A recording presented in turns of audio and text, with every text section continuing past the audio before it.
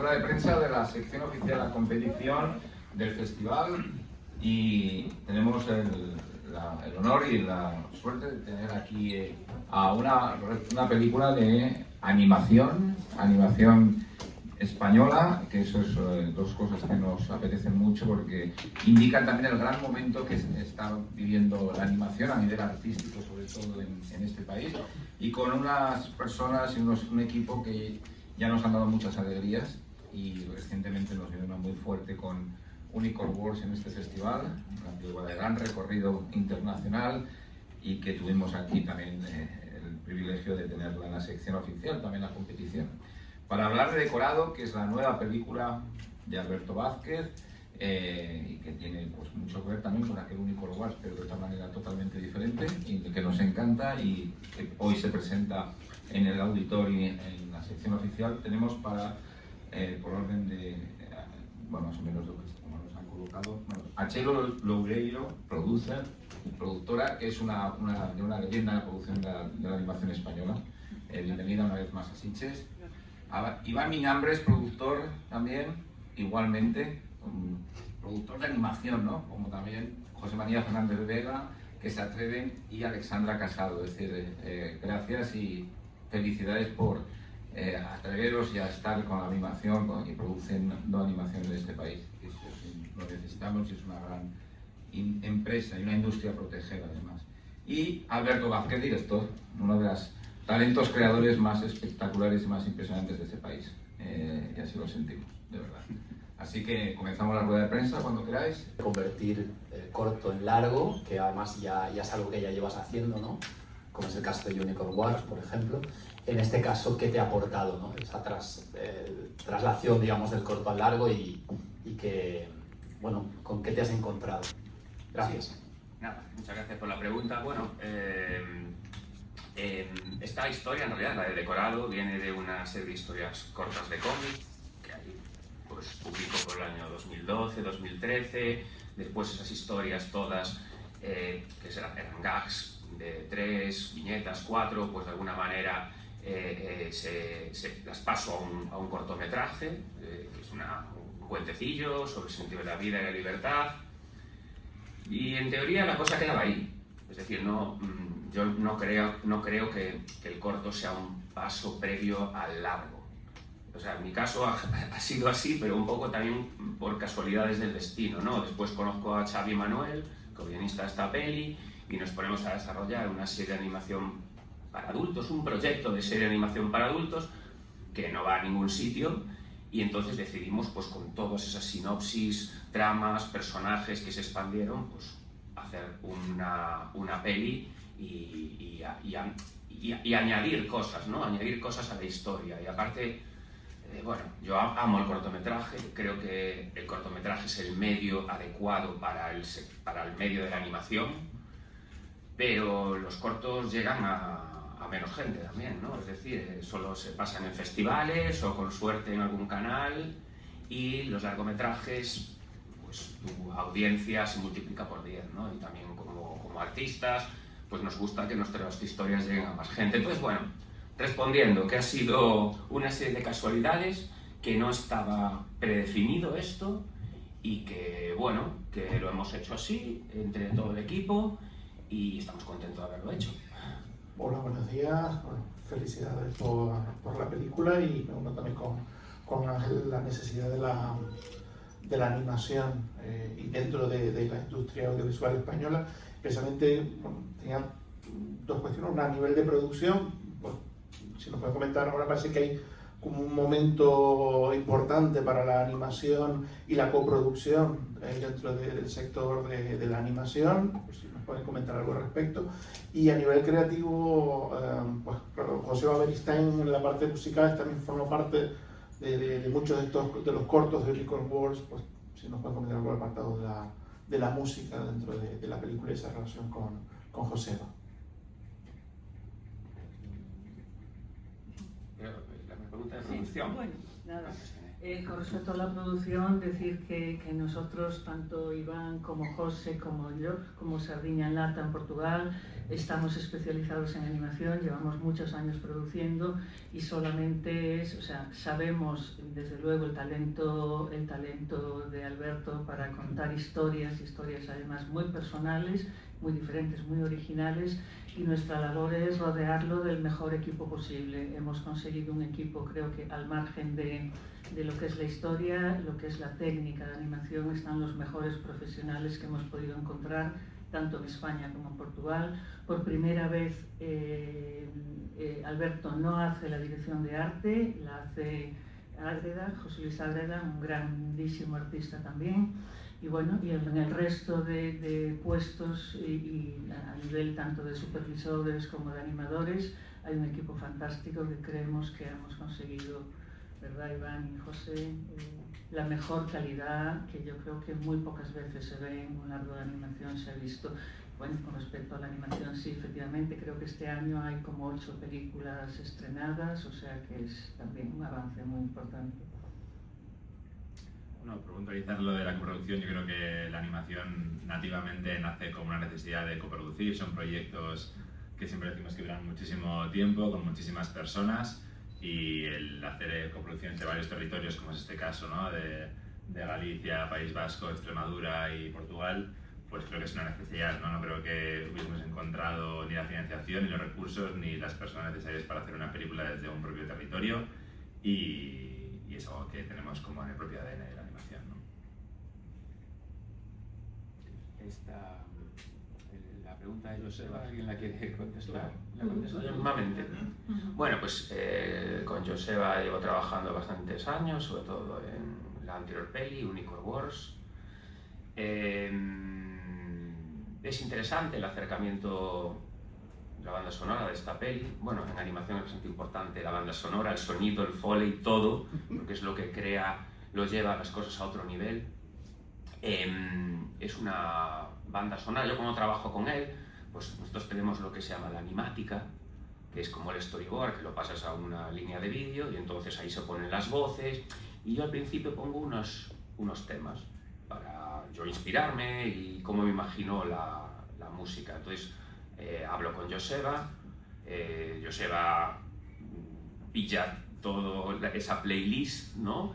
la interioriza y le da su propio camino, ¿no? Yo esta banda sonora pues, la veo como una mezcla entre música clásica contemporánea. Por un lado está la música electrónica, el paisajismo, el ambient, y por otro lado está la música clásica, ¿no? Hay mucho sonido también de violonchelo, de piano, ¿no? Y queríamos que hubiese esa mezcla entre comillas, modernidad y clasicismo, que yo creo que a la película le va muy bien, porque la peli tiene un punto clásico en su apariencia, en tal, pero luego no lo es tanto, ¿no? Entonces creo que en esa combinación pues, se ha conseguido un trabajo bueno y equilibrado y que aporta. Y luego, por aportar a lo que dice Alberto, también destacar el trabajo de Víctor García, que acompaña a Joseba en algunos temas de la película. Víctor trabajó con nosotros también en otros cortometrajes, trabajó en decorado, y creíamos que era importante también mantenerlo dentro de ese equipo, y creo que ese equilibrio, como decía Alberto, en una música que es como, no sé si ecléctica, pero muy diversa, pues bueno, también creo que es importante destacarlo porque está ahí en el proyecto. Realmente chocado porque es bastante descorazonadora. Me pregunto, es un poco complicada la pregunta, espero poderla hacer rápido. Entiendo la película como una crítica muy global a lo que sería el capitalismo, un poco al sistema este que tiene, tú trabajas y muere y ya. Y bastante descorazonador al final, ¿no? Sin hacer mucho spoiler, pero no es un final realmente muy feliz, depende de cómo se mire. Mi pregunta iba más que nada porque, aparte de referencias a Show de Truman o incluso al cortometraje Loop, que se editó junto a Unicorn Wars, y la música también es de Joseph Beristain, por cierto, que también va sobre gente que está como muy en bucle y haciendo siempre lo mismo. No sé si has visto el corto, pero da igual. Me pareció una referencia muy clara el progreso del peregrino. No sé si sabéis lo que es. Es una novela, es un estudio teológico que funciona de la misma, un poco parecido. Hay una ciudad en la que todo el mundo está alienado, y el protagonista lee un libro prohibido, que es la Biblia, spoiler, y sale intenta salir del bosque, la gente lo toma por loco, o sea, había un poco así. Mi pregunta, aparte de todo este contexto, es, como agnóstico practicante, me ha chocado mucho de que, siendo un final tan descorazonador, no hay ninguna referencia en la película a fe, religión, ni nada. Entonces si era deliberado, un poco como si solo trabajas y ya está, pues estás jodido, a no ser que tengas algo más. O sea, la peli parece más como un intento de trascendencia del ego y que el ego gane y diga, no, estás aquí y estás jodido. Era un poco si esto estaba deliberado, solo soy yo que lo he visto, o no sé si se ha entendido muy bien la pregunta. Sí, que lo entiendo. A ver, bueno, esto es como, nos hacemos la película y luego es el público el que la interpreta, ¿no? Es decir, es complicado a veces explicarlo todo, porque además estás como rompiendo el misterio, ¿no? Y de todo, ¿no? Es decir, la peli ahora pertenece al público y me parece muy bien esa reflexión, ¿no?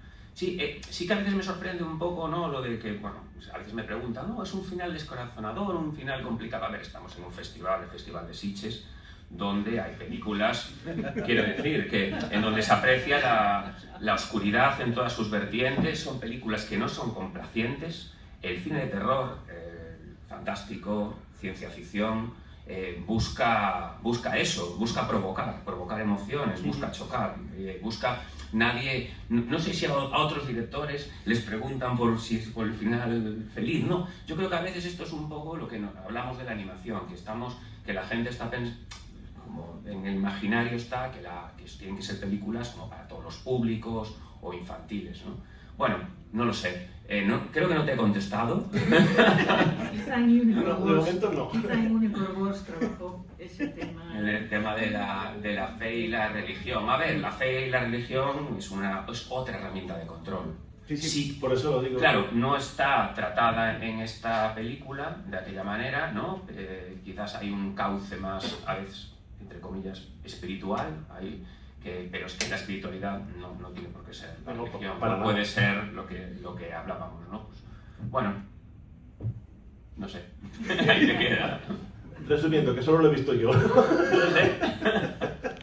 ¿Puedo opinar Sí. No, yo creo que es muy curioso porque en ese final que tú has visto como un final totalmente oscuro y desesperanzador, hay gente que ve una ápice de esperanza en hacer tu decorado y tu entorno con la gente que quieres y que realmente quieres compartir tu decorado, tu vida, tal. Entonces, bueno, me parece atractivo lo que decía Alberto, ¿no? El exponerlo al público y que cada uno en esa lectura vital pueda entender lo que con su experiencia vital necesite o quiera o pueda, ¿no? Igual que en Loop también la gente entendía el final de una manera u otra, pues aquí creo que también pasa, ¿no? Sí, el Loop era agridulce también un poco. Era bonito, pero... Sí. Gracias. A ti. Ahora hago la pregunta, pero yo a colación de la intervención del compi, yo al final lo interpreté un poco como que los personajes deciden lo que tú has dicho, Iván, como si fuéramos en Matrix, pues tragarse la pastilla azul que dices, bueno, al menos seré feliz aunque viva en un mundo ficticio y real, pero bueno, es un mundo donde yo puedo ser feliz si juego las reglas y si me dejo dirigir.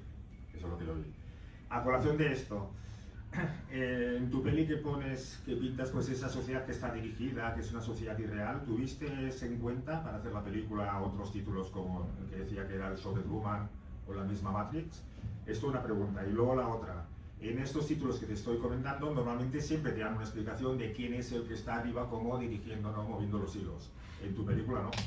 Al final no sabemos quién hay detrás de todo lo que se dirige en ese mundo ficticio que tú has creado y real. Sí, bueno, a ver, esto es una mezcla de un montón de influencias, pero que bueno, que esas influencias vienen casi a posteriori a veces. O sea, cuando ya se está acabando de escribir el guión y dices así, pues quiero decir, no es que diga yo voy a hacer una mezcla entre, pero bueno, hay mucha influencia de dibujos animados clásicos, Pato Donald, Mickey, Looney Tunes, mezclado un poco con obras distópicas, como acabas de comentar, pues el show de Truman, El prisionero, 1984, Mundo Feliz, y yo también veo como cierto sentido del humor y cierto absurdo y oscuro que me recuerda a veces a algunas pelis de Luis Buñuel, ¿vale? Es escritos en Canto de la burguesía. Entonces, bueno, al final es una mezcolanza donde tú agitas todo y sale ahí todas las influencias, ¿vale? Bueno, ya te digo que no están, a veces no están claro, sino que ahora es cuando digo, ay sí, pues tal. Y lo que comentabas de que no se sabe quién es el director y tal, pues es la parte del misterio también, ¿no? Es decir, no quiero, yo tengo mis propias teorías de quién puede ser el director, pero precisamente en esa serie, El prisionero, siempre están hablando del número 2. Es una serie, una isla donde viven y la gente tiene números, el número 3, número 4, según su posición social. Y siempre el líder es el número 2, nunca se sabe cuál es el número 1. Y esa idea me pareció como chula, interesante, y ahí queda, ¿no? Yo tengo mi teoría, pero no la voy a decir. Dila. No se puede. Sí, tenía otra pregunta en base a la música también, de la banda sonora de la película. Mucha de la música que suena es diegética, es decir, vemos al personaje de la rana que solo está dirigiendo la pero está tocando él. ¿Esto viene de alguna idea? O sea, ¿cómo se os ocurrió el hecho de que la música, digamos, sea... No, que es que está tocada ahí, in situ, casi como los dibujos animados, ¿no? Que cuando se mueven, o sea, lo del Mickey Mousing, ¿no? Lo de que la música sea onomatopéyico de los personajes. Aquí es más que nada narrativo, pero es un poco la misma idea. Era cómo llegasteis a este concepto. Gracias. No, pues ¿no? Nada, bueno, es un poco concepto metalenguaje, ¿no? Es decir, los personajes, hay un personaje que dirige la banda sonora de la película, ¿no? Igual que ellos hablan de sí mismos a veces como... Igual están viendo dibujos animados y le dice la mujer, pero ¿por qué estás viendo dibujos animados? O uno de los personajes fue una estrella de dibujos animados de la infancia, que ahora es mendigo, pero que luego de repente se transforma en vendedor inmobiliario y luego es subdirector. Quiero decir, es como una serie de recursos de metalenguaje propio que va muy bien a nivel de idea y de concepto con la historia. Entonces sí, claro, la música a veces está sonando y luego ves a un personaje tocando e incluso reflexionando sobre lo que está tocando, lo que está sintiendo, ¿no?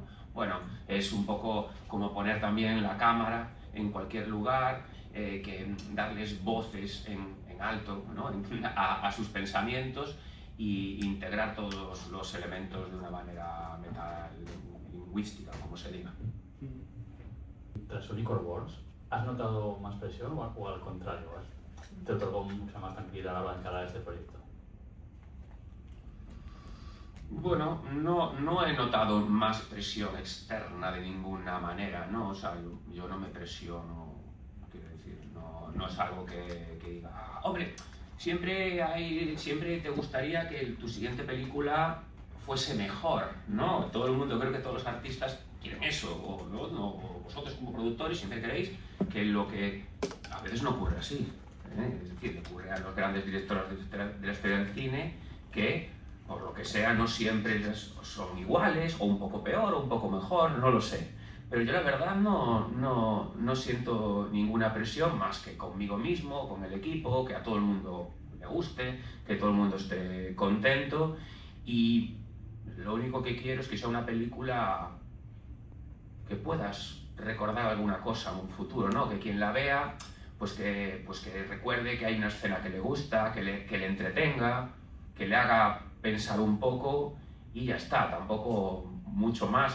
Vivimos en un mundo sobresaturado de historias, de pelis, de tal, y oye, si alguien recuerda dentro de unos meses esta peli por algo, pues oye, pues bienvenido sea, ¿no?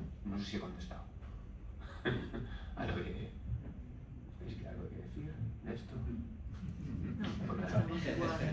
Nosotros siempre buscamos, creo que películas que efectivamente... A mí me preocupa justamente que las películas envejezcan bien, siempre me preocupa eso. Y siempre cuando leo un guión, siempre pienso, bueno, y esto... las películas normalmente, yo cuando leo una historia ya la veo en animación, ¿no?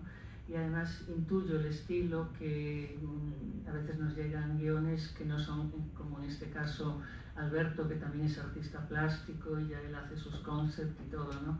Y llegan historias que no son de artistas, con lo cual tengo que empezar a pensar en qué estilo. Y veo el estilo, veo la técnica Y sobre todo veo eso, y esto dentro de 10 años lo veré y diré, ¡guau! Qué mal ha envejecido, eso sí me preocupa, y creo que las historias de Alberto estoy segura de que envejecerán bien.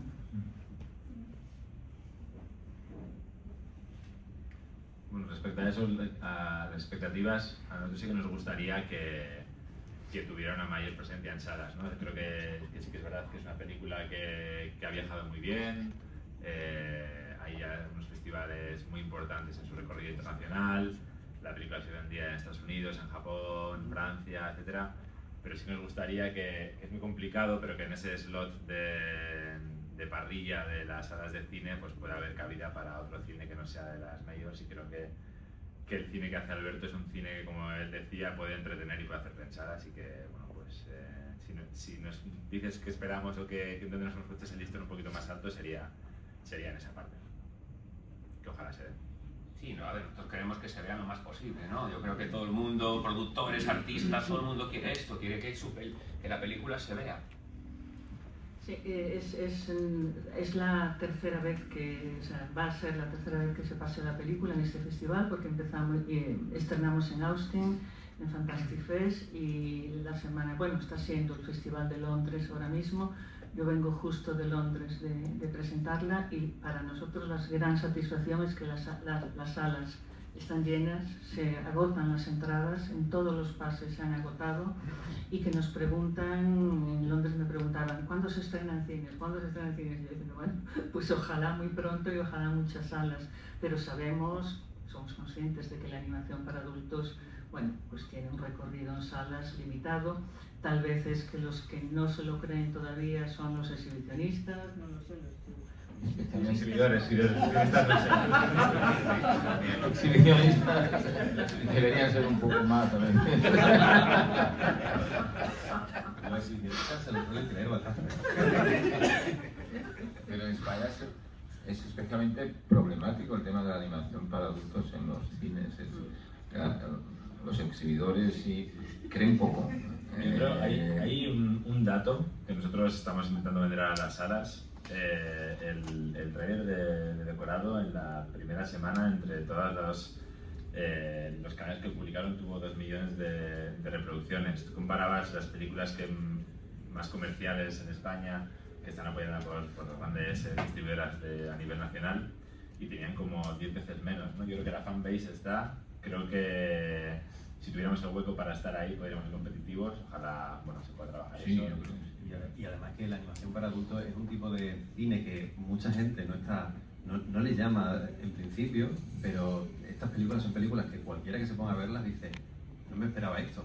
Eso nos lo dijeron ayer gente que habían terminado en esa sala o en esa película, igual que podrían haber ido a otras, ¿no? Porque ya sabéis que en los festivales como si viene gente a ver películas y muchas veces no saben ni de qué va, y de esto de no me lo esperaba, digo, pues díselo a todo el mundo, porque son películas que sorprenden, ¿no? Tanto a nivel técnico como a nivel historia, y lo que también necesitamos con eso es el apoyo, ¿no? Que suene para que haya muchas más sorpresas.